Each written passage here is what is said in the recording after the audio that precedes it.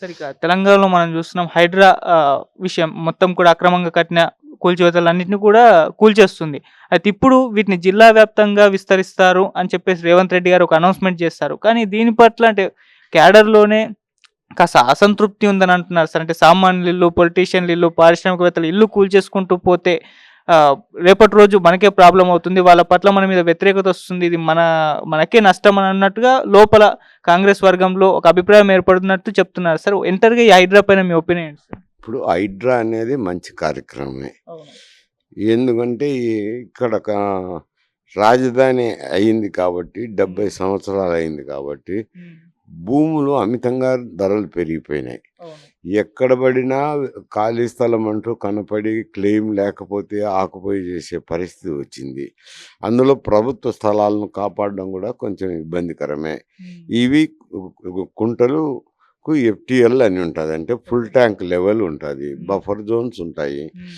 అవి అవి డిమార్కెట్ చేసినా కానీ చాలామంది అక్రమార్కులు నిర్మాణం చేసుకునేదానికి వాడుకునేదానికి అవకాశం ఉంది కాబట్టి అవి అడ్డం పడతాయి వరదలు వచ్చినప్పుడు. ఓకే. వరదలు వచ్చినప్పుడు అనూహ్యమైన ఈ నీటి ప్రవాహం వచ్చినప్పుడు అవి అడ్డం పడి ప్రాంతాలు మునిగిపోయే అవకాశం ఉంది, ఇళ్ళల్లోకి నీళ్లు వెళ్ళే అవకాశం ఉంది. కాబట్టి వాటిని ఆక్రమణను తొలగించి ఆ ఎఫ్టీఎల్ లెవెల్ను పునరుద్ధరించడం అనేది మంచి కార్యక్రమమే, చెడ్డ కార్యక్రమం అని ఎవరన్నారు.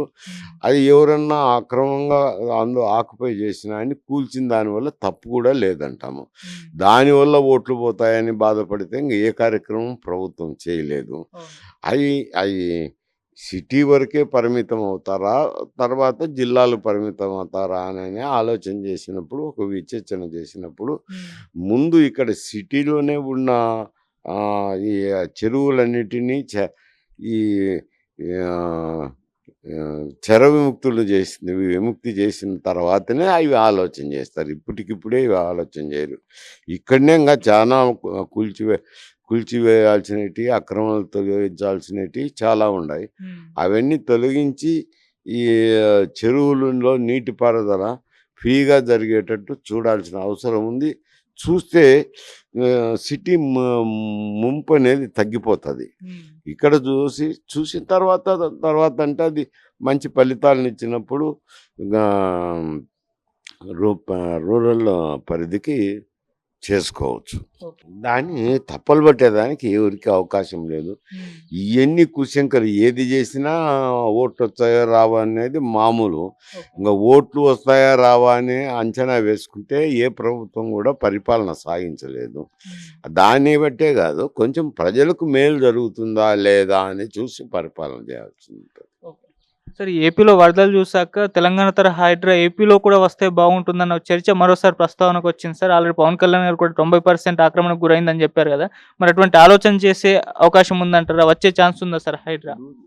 ఆంధ్రప్రదేశ్లో ఉండే వరదలు వేరు, ఇక్కడ రాజధానిలో ఉండే సమస్య వేరు.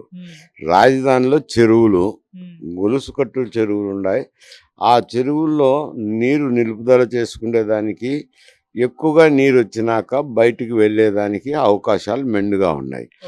అటువంటి బయటికి వెళ్ళే నాళాలను బూడ్చివేయడం అయితేనేమి, ఆక్యుపై చేయటం అయితేనేమి జరిగినాయి.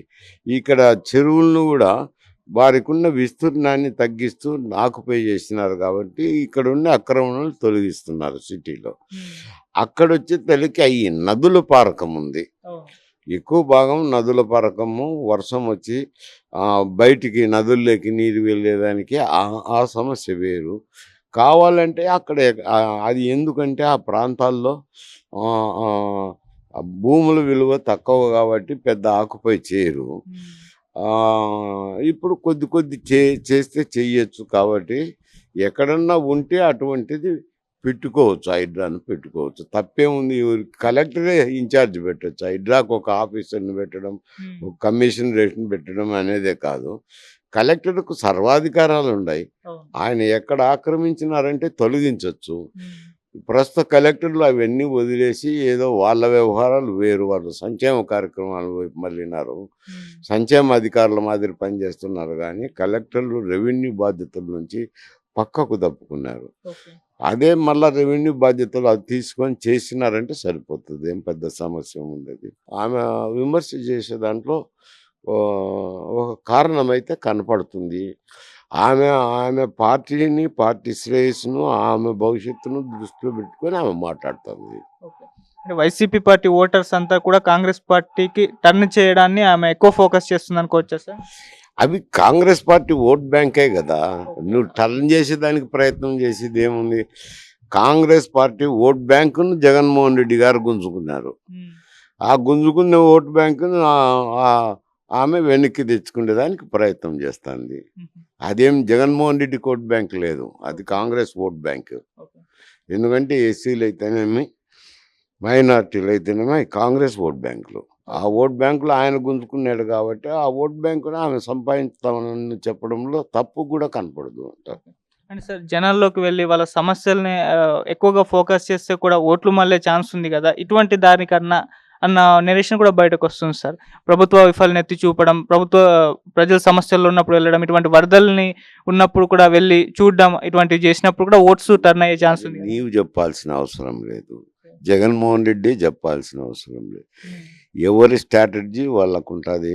ఆమె కాంగ్రెస్ పార్టీ అధ్యక్షురాలు. ఆమె స్ట్రాటజీ ఆమెకుంటుంది. ఆమె ఏమి చేసి పార్టీని పైకి తీసుకురావాలనేది ఆమె ఆమె ప్రకారం చేసుకుంటుంది. కానీ నువ్వు చెప్పినట్టు పో, ఇంకొకరు జగన్మోహన్ రెడ్డి చెప్పినట్టు పొమ్మంటే ఎందుకు పోతుంది?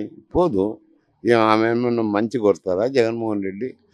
మరి ఎందుకు పోతుంది? ఆయన ఇష్ట ప్రకారం ఆమె చేసుకుంటుంది. ఆమెను ఇటు చేయమని చెప్పడానికి వీనెవరు ఉంటాను. సార్ ఇప్పటివరకైతే షర్మిల గారు కరెక్ట్ స్ట్రాటజీలోనే వెళ్తున్నట్టు మీకు అనిపిస్తుందంటారు? ఇప్పుడు ఆమె ఆమె పార్టీని సర్వైవ్ చేసుకునేదానికి, కాంగ్రెస్ ఓట్ బ్యాంక్ని వెనక్కు తెచ్చుకునేదానికి ఆమె ప్రయత్నాలు ఆమె చేసుకుంటుంది. తప్పేముంది? తన ఓట్ బ్యాంక్ తను తీసుకొచ్చుకునే దాన్ని తప్పలు పట్టలేం కదా అంట.